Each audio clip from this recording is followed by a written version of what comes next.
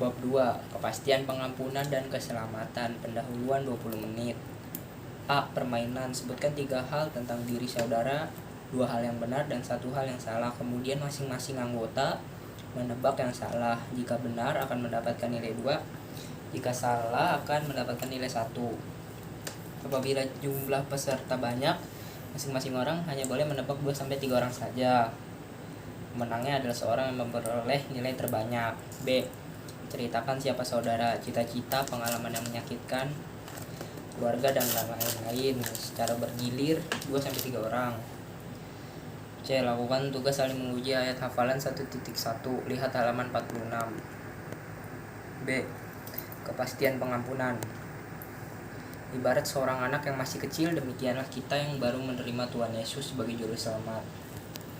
Ya, waktu kita sebelumnya kita sebenarnya tahu Tuhan kita, tapi kita belum mengatakannya dengan mulut dan hati kita. Waktu kita udah mengatakan itu, kita baru gini loh, mengenal pribadi lepas pribadi sama Tuhan gitu. Seperti waktu anak baru masuk sekolah, masih belum kenal, tapi pas udah kenalan, udah saling jabat tangan, baru mereka kenal siapa pribadinya satu sama lain. Saat itu kita menjadi anak atau bayi secara rohani. Ya, waktu kita walaupun kita udah gede nih, tapi waktu kita baru mengenal Tuhan, itu sama kita masih bayi secara rohani. Kadang kita melakukan kesalahan, namun Tuhan menyediakan pengampunan jika kita mengakuinya. Ya, firman Tuhan aja bilang, gue ngampuni lu 70 kali 7. Waktu kita habis ngelakuin dosa, gampangnya tinggal minta ampun sama Tuhan. Tuhan, gue habis berbuat dosa ini, terima kasih lu udah ngampunin gue gitu. 1. Bila kita berbuat dosa, apa yang Allah ingin kita lakukan? 1 Yohanes 1 ayat 9 bilang mengaku dosa. 2. Apa yang Allah lakukan kalau kita mengakui segala dosa kita, diampuni dan disucikan? 3. Apakah dosa yang sangat jahat tidak diampuni Tuhan? Yesaya 1 ayat 18, semua diampuni Tuhan. C. Kepastian keselamatan.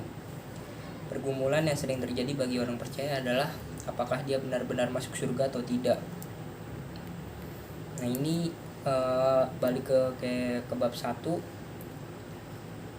Pas dia nggak percaya, dia bingung masuk surga apa neraka, ditanyainnya pas dia percaya Tuhan, pasti jawabannya masuk surga. Alkitab memberikan kepastian bagi orang percaya bahwa barang siapa memiliki Tuhan Yesus, dia pasti memiliki hidup kekal. 1 Yohanes 5 ayat 11-12. Ya, waktu kita punya Tuhan Yesus soalnya yang bikin kita masuk surga. Waktu kita percaya Tuhan Yesus ada di dalam hati kita masuk surga. Kepastian keselamatan adalah janji Allah sendiri yang tidak mungkin salah. Emang janji Allah tuh gimana ya, waktu kita pegang janji Allah tuh kita nggak perlu takut, nggak perlu apa ya, karena janji Allah tuh iya dan amin. 1. Barang siapa memiliki anak, ia telah memiliki hidup. 1 Yohanes 5 ayat 11-12. Apa yang dimaksud dengan telah? Jawabannya sudah. Kita telah dikuduskan dan disempurnakan dalam Tuhan sampai selama-lamanya. Ibrani 10 ayat 10-14 bilang, secara status di hadapan Allah kita kudus dan sempurna sampai selama-lamanya. Ya, secara status di hadapan Allah kita kudus dan sempurna sampai selama-lamanya. Ya, waktu kita udah dikudusin nama Allah tuh di hadapan Allah, ya kita status kita udah kudus, Tuhan mandang kita udah kayak bukan mandang Adam dan Hawa lagi, udah mandang secara anak gitu. Kita kudus dan sempurna sampai lanjut. Dosa yang telah kita lakukan maupun yang terjadi di masa depan sudah dikuduskan satu kali untuk selama-lamanya oleh salib Kristus. Yaitu Tuhan Yesus itu mati di kayu salib sekali buat selama-lamanya. Meskipun kita jatuh ke dalam dosa, bukan berarti status atau keselamatan yang kita miliki hilang. Ya, waktu kita jatuh dalam dosa, balik tadi tinggal bilang ngaku, bilang terima kasih, kita udah diampuni sama Tuhan. Karena Allah memandang Kristus telah menebus dosa kita. Ya, waktu Allah nyuruh Tuhan Yesus datang ke bumi buat menebus dosa kita. Jadi waktu Allah mandang kita jadi bukan manusia berdosa lagi, tapi seperti mandang Kristus, anaknya sendiri gitu. Allah menjamin keselamatan kita. Itu pasti, kita pasti tidak akan binasa sampai selama-lamanya. Yohanes 10 ayat 28. Tidak seorang pun dapat merebut keselamatan itu. Allah Bapa yang memberi keselamatan lebih besar dari siapapun. Ya, waktu kita jatuh dalam dosa pun Allah